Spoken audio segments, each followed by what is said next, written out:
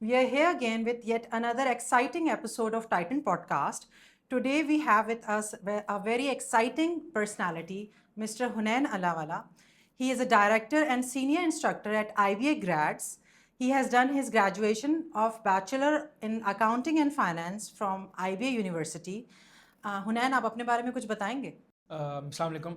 जैसे मिस फ़रीन ने बताया है कि I am a part of IBA grades, तो before it I went to IBA and before that I did my ONA levels from Karachi Public School and Beacon House respectively. I am now the lead instructor and I manage majority of the things at IBA grads. Sir IBA Grads, अगर मैं पूछूं IBA Grads क्या है? IBA Grads IBA Grads क्या करवा रहा है? अच्छा, तो IBA ग्रेड्स ज़्यादातर जो फोकस करता है, ज़्यादातर क्या मेनली जो फोकस करता है वो एप्टीट्यूड टेस्ट के ऊपर फोकस करता है। हमारा 24/7 दिमाग सिर्फ इसी पे लगा रहता है कि we need to get students into their desired universities. तो फॉर दिस रीज़न हम स्टूडेंट्स को BCAT, ECAT और MDCAT स्पेसिफिकली के लिए तैयारी कराते हैं, और फिर एक इंटरनेशनल टेस्ट होता है SAT, उसके लिए भी तैयारी कराते हैं। सर आई एम श्योर कि हम यहाँ पे बहुत सारे डिफरेंट एकेडमिक बैकग्राउंड्स के बच्चों से बात कर रहे हैं। हमारे बहुत सारे व्यूअर्स हैं डिफरेंट डिफरेंट बोर्ड से। तो अगर एस आई नो कि सबको पता है कि व्हाट इज़ एस, ठीक है?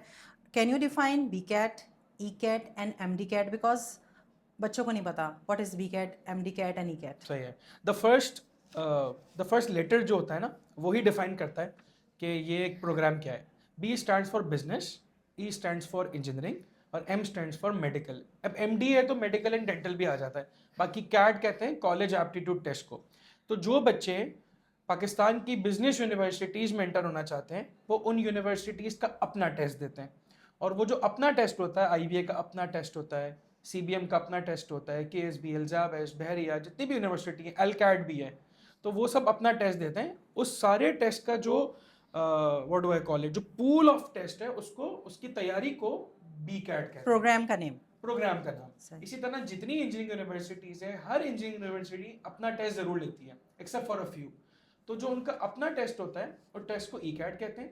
और MDCAT तो उसमें तो एक ही टेस्ट होता है। अगर मैं बात करूं जो हमारी गवर्नमेंट यूनिवर्सिटीज़ हैं, खैर उस टेस्ट के प्रोग्राम को MDCAT कहते हैं। जो इसकी फुल फॉर्म है वो है medical dental college aptitude test. Test का नाम MDCAT है, तो उसको फिर तैयारी को भी MDCAT कहते हैं। ये वर्ड ही इसमें क्या नाम है अपना पढ़ चुका है। अच्छा सर, अगर मैं स्टार्ट करती हूँ, I would address you like Hunain, okay? Okay, makes sense. Because इसमें कोई हमारी वो नहीं है। माशाल्लाह अल्हम्दुलिल्लाह हम दोनों एजुकेशनिस्ट हैं। BCAT is for business universities, ठीक है?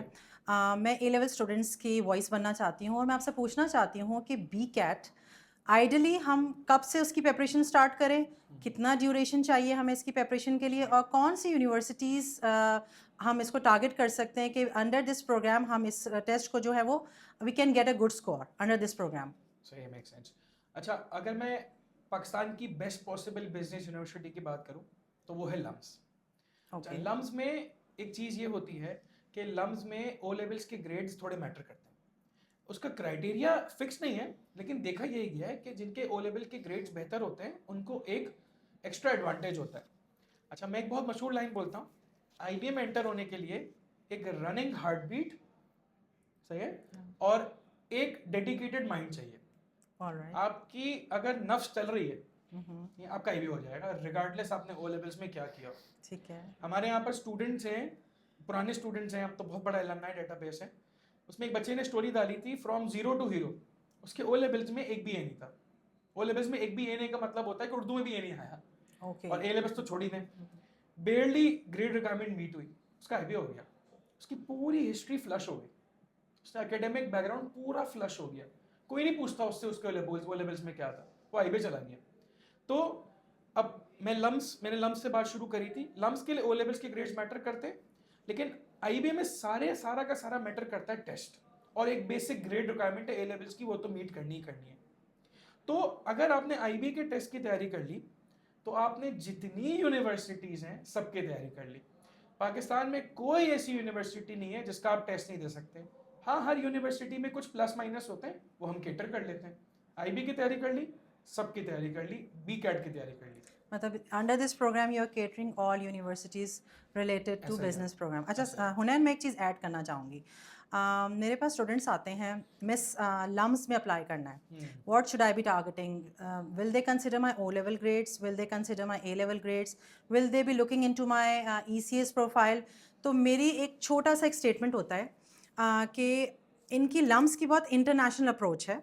इंटरनेशनल अप्रोच के आई वुड से कि उसमें जो है ना, दे से कि ओ लेवल ग्रेड्स आपकी पूरी स्कूलिंग लाइफ को डिफाइन करते हैं. ऐसा ही हाउ कंसिस्टेंट यू वर. ठीक है, आपकी स्कूलिंग लाइफ आपकी 5-6 से स्टार्ट होती है, ग्रेड 5 एंड 6 ऑनवर्ड्स ऐसा ही टिल 11. तो इन 5 से 6 सालों में आपकी कितनी कंसिस्टेंसी थी रिगार्डिंग आपके ग्रेड्स. एक दिन में तो नहीं आएंगे ना, आपने 5 साल पढ़ा तो ही आप ओ लेवल्स के लिए अपेयर करते हो. ऐसा ही आप मैथ्स ओ लेवल्स का देते हो तो it's based upon 5 years of practice. तो बेसिकली लम्स की अप्रोच है आपकी बेसिकली टारगेटिंग पूरी your O holistic levels, approach क्योंकि है। वो एक बहुत होलिस्टिक प्रोफाइल मांगते हैं कि आपकी स्कूलिंग अच्छी थी तो ऑब्वियसली आपके ए लेवल्स भी अच्छे होंगे, क्योंकि ए ऐसा ही लेवल्स है, is not about studying at 11th hour. ऐसा ही है। तो फिर आपके ओ लेवल्स अच्छा है, ऑब्वियसली ए लेवल्स में भी आपके अच्छे या इंशाल्लाह ताला एवरेज ग्रेड आ सकते हैं. ओके, अगर मैं बात करूँ E CAT. E CAT is for engineering universities. बिल्कुल ठीक है, सही है। मेरे पास ए लेवल के स्टूडेंट्स आते हैं कि मिस ए लेवल A2 कंप्लीट करके ई कैट की तैयारी कर लें. अच्छा, सही है। इसके बारे में क्या कहना चाहेंगे? अच्छा, ये बहुत सारे काउंसलर्स का कॉमन इशू है कि उनको ये बात हर बंदा आके बोलता है कि मैं अपना ए लेवल्स तो फोकस कर लूँ। देखिए, इसमें एक बहुत अच्छी न्यूज़ है और एक बहुत बुरी न्यूज़ है। पहले मैं अच्छी न्यूज़ बताया था। अच्छी न्यूज़ ये है कि आपका जो ए लेवल्स होता है, ए लेवल्स की ग्रेड्स होते हैं, वो ऑलमोस्ट नेग्लिजिबल होते हैं in when it comes to the entire university process. कितनी अच्छी बात है, कितनी अमेजिंग बात है, बच्चों के लिए रिलैक्स बात। बट एक चीज़ ये भी प्रूवन है कि भले उनकी वेटेज ना हो ए लेवल्स की, लेकिन जो ए लेवल्स में पढ़ा जाता है वही तो एप्टीट्यूड टेस्ट में चेक होता है। बोर्ड्स का यहाँ पे फर्क है। आके हमारे बच्चे थोड़े रिलैक्स हो जाते हैं आई थिंक. वो समझते हैं कि ए लेवल के ग्रेड्स काउंट नहीं होंगे, छोड़ दो भाई, बस किसी ना किसी तरीके से ए बस लेवल्स निकाल दो. और जो सबसे बड़ी गलती करते हैं ये, अब इसमें एक बात है कि आपके ए लेवल मैथ में इंटीग्रेशन अच्छे से पढ़ी होगी, डिफरेंशियल इक्वेशंस अच्छे से पढ़ा होगा, तो जब आप एप्टीट्यूड टेस्ट की तैयारी कर रहे होगे तो आपका एप्टीट्यूड टेस्ट की तैयारी करने वाला इस चीज़ को और बेहतर कैसे तरीके से करना है, एप्टीट्यूड टेस्ट में कैसे पूछा जाता है, वो ये सिखाता है। वो इंटीग्रेशन थोड़ी सिखाता है।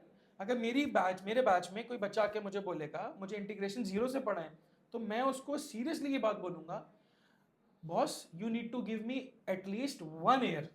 फिर आप मुझे 1 साल दो, आपको मैं 1 साल वाले बैच में डालूंगा। मैं आपको 3 महीने में काम नहीं कर सकता, क्योंकि मैं तो ये एक्सपेक्ट करूंगा आप पढ़ के आए हो, आप लेवल 1 पढ़ के आए हो, मैं आपको लेवल 2 लेके जाऊंगा।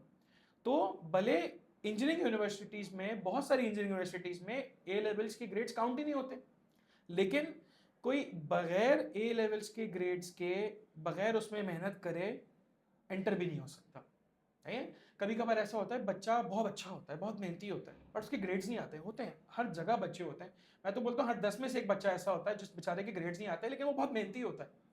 तो उस बच्चे को बहुत बड़ा एडवांटेज है, क्योंकि वो मेहनत तो करता है, सही है, बस उसके ग्रेड्स नहीं आते, तो वो अब एप्टीट्यूड टेस्ट पे फोकस करे और उसका इंशाल्लाह काम बन जाएगा। तो ये हमारी इंजीनियरिंग यूनिवर्सिटीज़ ई कैट का पूरा पूरा सिनेरियो है। अच्छा, हमारे पास 2 किस्म के बैकग्राउंड से बच्चे आ रहे हैं. One is in A levels okay, and one has completed his A levels. सही है। इस सिनेरियो, बोथ सिनेरियो में अगर मैं डिस्कस करूं तो यहाँ पे हमारे ओ ए लेवल्स के ग्रेड्स की कितनी वेटेज होती है? अच्छा, बड़ा बड़ा अच्छा क्वेश्चन है और बहुत कम लोग इस चीज़ को फील कर पाते हैं, इस चीज़ पे सोच पाते हैं। देखिए, ए लेवल्स का जो ग्रेड्स होता है ना, वो A2 वाला ग्रेड ही काउंट होता है। A2 मतलब AL।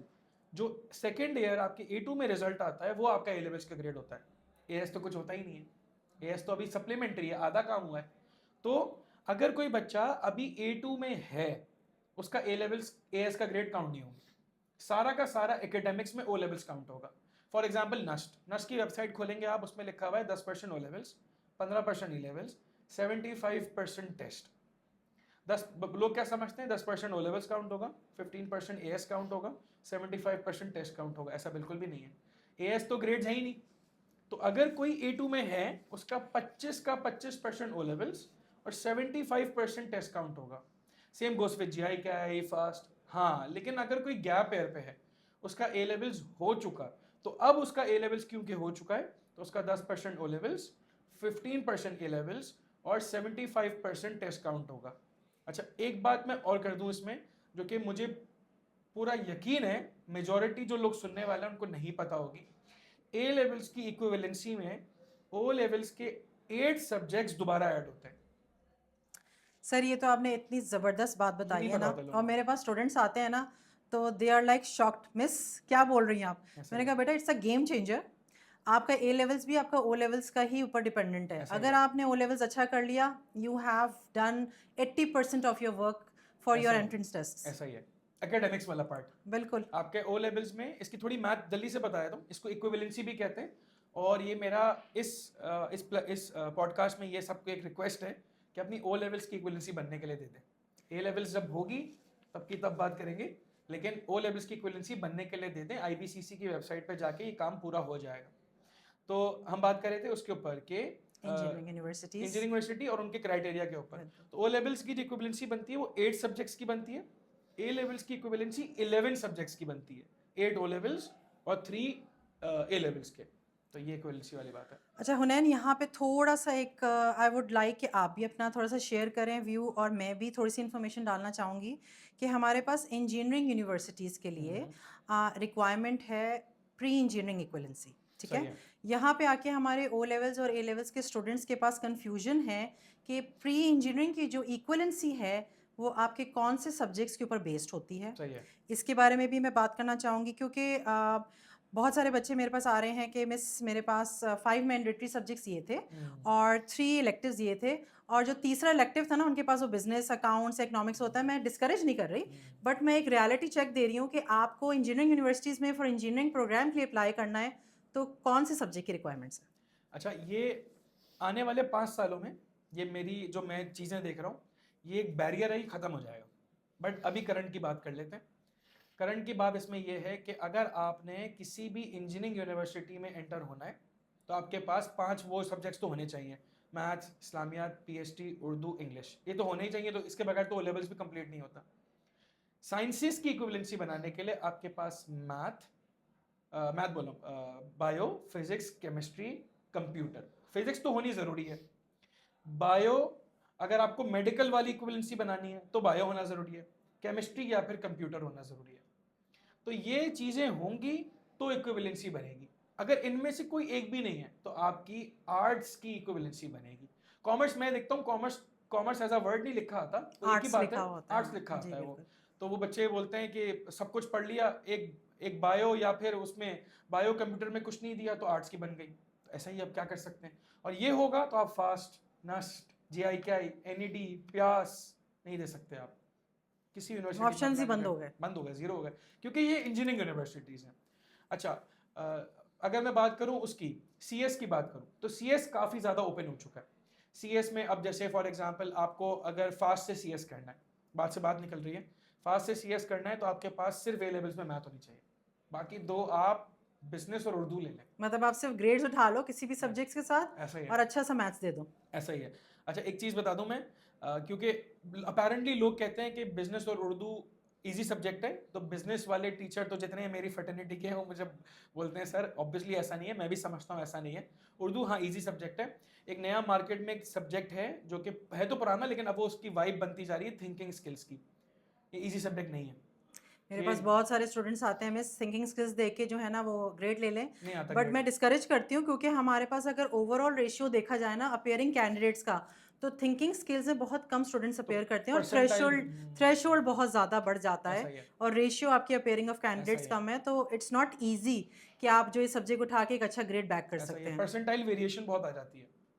तो ये मुझे दिमाग में चीज़ें आती है ना, मैं बीच में बोल देता हूँ, नहीं मेरे नहीं, हम तो मुझे चाहेंगे ये कि होता है। हमारे पास जो हाँ, ऑडियंस है, क्योंकि सिंस उनके पास बहुत सारी इन्फॉर्मेशन जो है ना वो कंफ्यूज्ड डिफरेंट डिफरेंट उससे आ रही लोकल है। यूनिवर्सिटीज़ की नहीं बिल्कुल। होती लोगों के पास जो। अच्छा सर, अब हम आ जाते हैं बात करते हुए, जब आपने बात की कि बायो और कंप्यूटर साइंस हम ओ लेवल्स की इक्वलेंसी बना रहे हैं, ठीक है, ये हमें केटर कर रही है फॉर इंजीनियरिंग यूनिवर्सिटीज़। ऐसा ही है। बट अगर कोई स्टूडेंट है वो आगे मेडिकल करना चाहता है, लेकिन उसने ओ लेवल्स में कंप्यूटर साइंस रखा हुआ था, तो नहीं कर यहाँ भी सकता। थोड़ा सा क्लियर कर दें कर कि सकता। उसकी इक्वलेंसी क्या बन सकेगी प्री मेडिकल की कि नहीं बन सकती, प्री इंजीनियरिंग बन जाएगी, प्री मेडिकल नहीं बनेगी। और वो फिर आगे अप्लाई नहीं कर आगे सकते, वो क्योंकि मेडिकल यहाँ नहीं पे कर भी सकता। कुछ कन्फ्यूजन्स होती हैं बच्चों की कि मिस मैंने कंप्यूटर साइंस पढ़ा था and I had sciences equivalency, क्या मैं प्री मेडिकल की इक्वलेंसी ए लेवल्स में बना सकता नहीं हूँ? बन सकती। तो ये फिर ऑडियंस के लिए थोड़ी एडिट इन्फॉर्मेशन है कि प्लीज़ मेक श्योर करें कि ओ लेवल्स में ही डिसाइड कर लें मेडिकल करना है, इंजीनियरिंग ऐसा करना ही है, है। उसके मुताबिक सब्जेक्ट्स रखें, या फिर आप माशाल्लाह बहुत एक्सेप्शनल हैं स्टडीज़ में तो फिर बायो और कंप्यूटर साइंस साथ साथ दोनों ले लें, पैरेलल दोनों रख ऑप्शन सकते है। हैं, बिल्कुल। अच्छा, इसमें एक बात है,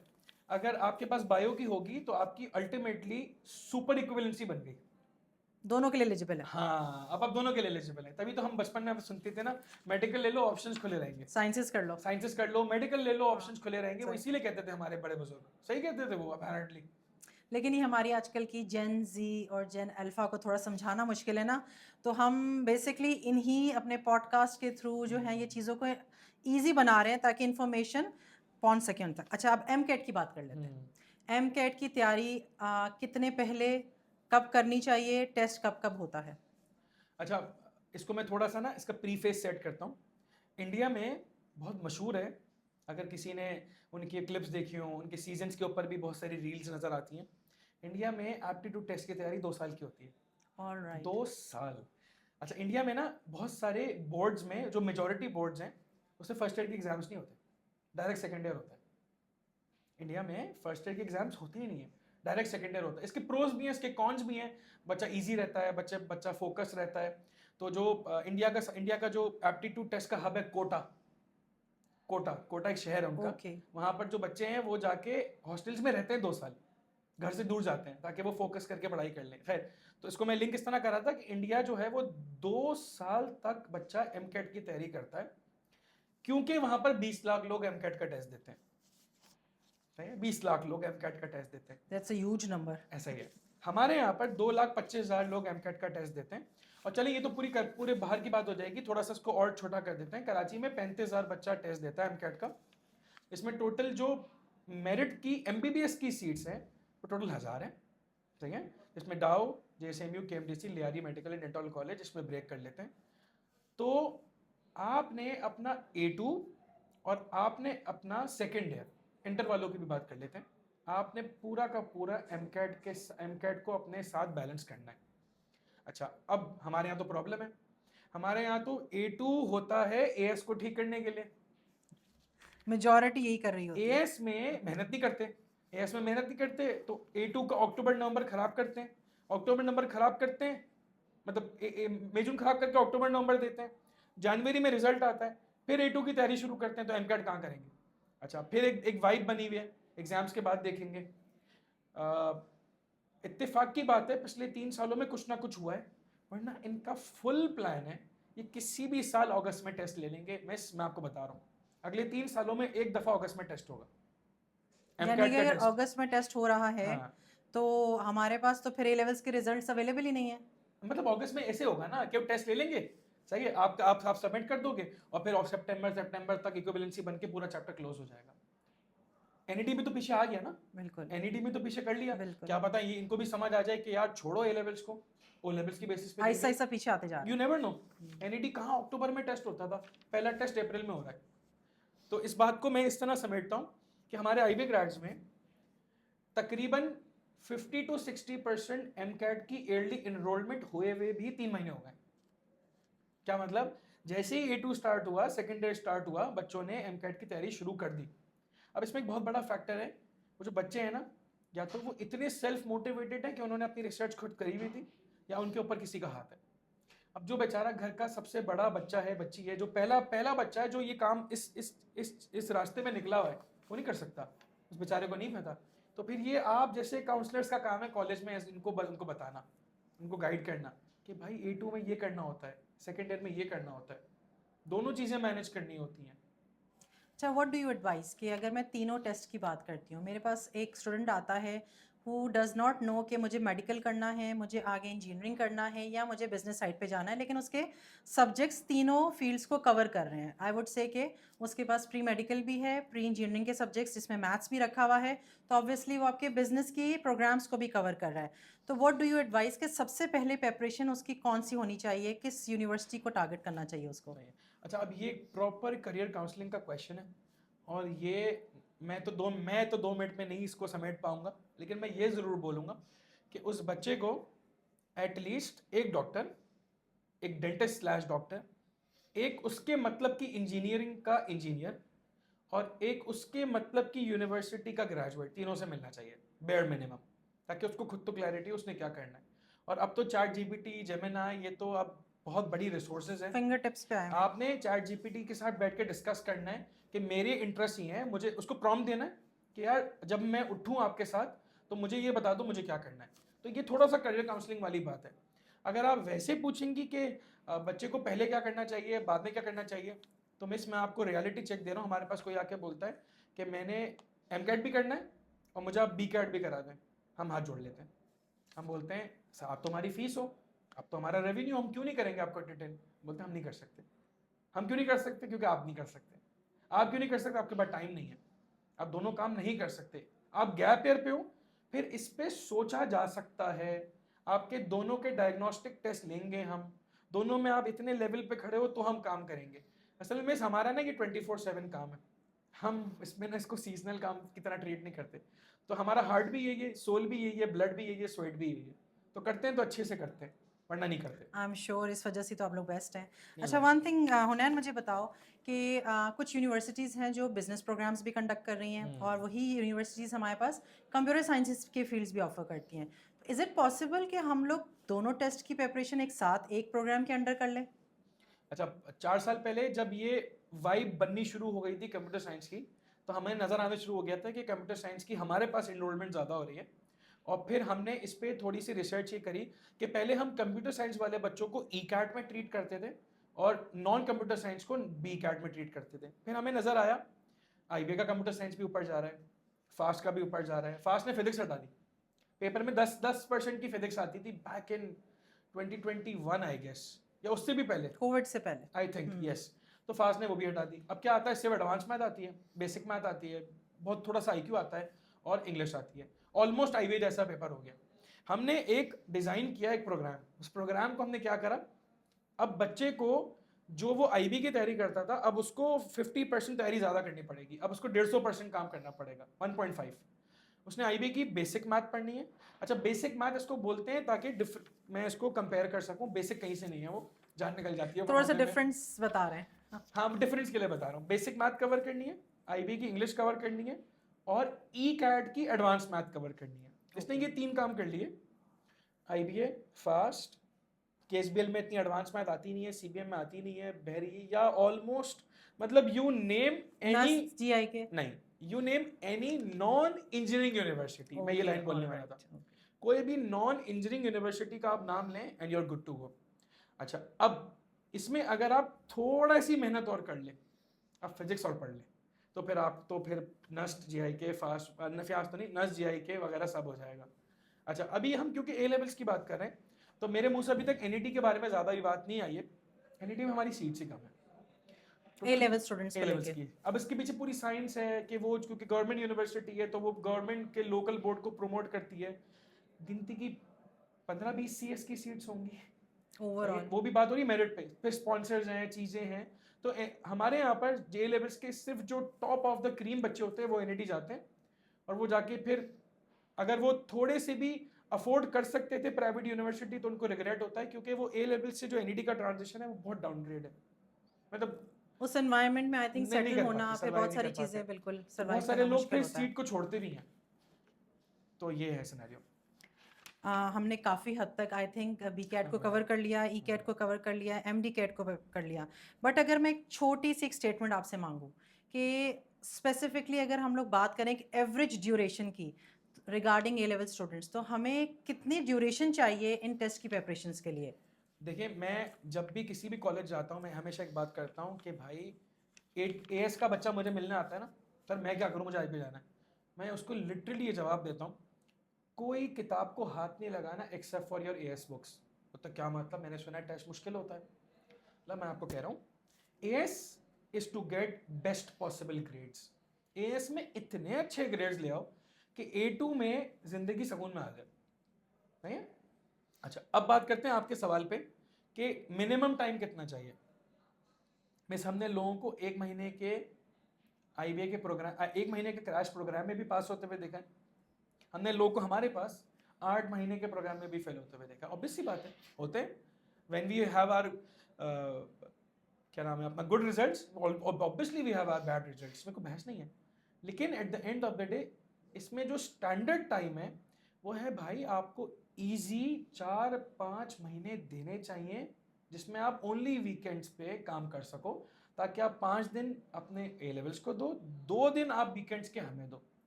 तो 4 महीने में क्या होता है, बहुत रिलैक्स सुकून से काम होता है। लेकिन अगर कोई बच्चा ये चाहता है कि मैं तो बेस्ट पॉसिबल काम करना चाहता हूँ, एएस में ए लेवल्स की तैयारी करें, जून जैसे ही फ्री हो, अगर वो मेडिकल का है, इंजीनियरिंग का है तो सैट ना दे तो खैर है, इग्नोर करते हैं इसको। अगस्त में वो ज्वाइन कर ले किसी भी जगह को, सुकून से 1 साल तक रिलैक्स होके 2 दफा कोर्स खत्म करे, और जहां इसको यूनिवर्सिटी में जाना जाए। तो रादर देन मैं इसमें मिनिमम टाइम बताऊं, मैं आपको बता रहा हूँ स्टैंडर्ड टाइम। हुनैन, हमने उन सारे टेस्ट की बात कर ली जो हर यूनिवर्सिटी का अपना एप्टीट्यूड टेस्ट है, ठीक है। अब I have heard a lot कि बहुत सारी यूनिवर्सिटीज़ दूसरे टेस्ट को भी केटर करती हैं, जिसमें आई एम श्योर हमारी बहुत सारे व्यूअर्स को पता है व्हाट इज़ एसएटी, बट एक होता है एनटीएस।